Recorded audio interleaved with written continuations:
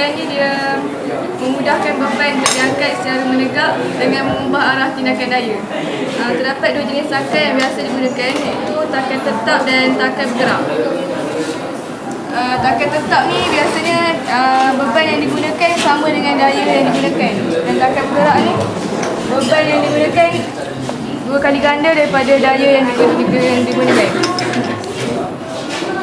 Sistem dua takan dapat mengurangkan magnitud daya tindakan. Jarak yang dilalui oleh daya biasanya adalah 2 kali jarak yang dilalui oleh beban.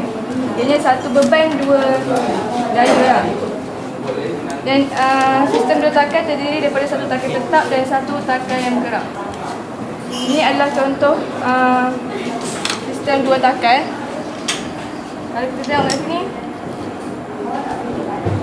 jarak yang dilalui oleh beban adalah jarak yang 2 kali ganda jarak yang dilalui oleh daya, dan beban ni 2 kali ganda daripada daya yang digunakan.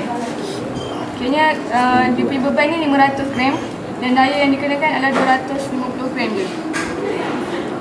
Dan ini adalah contoh takan bergerak.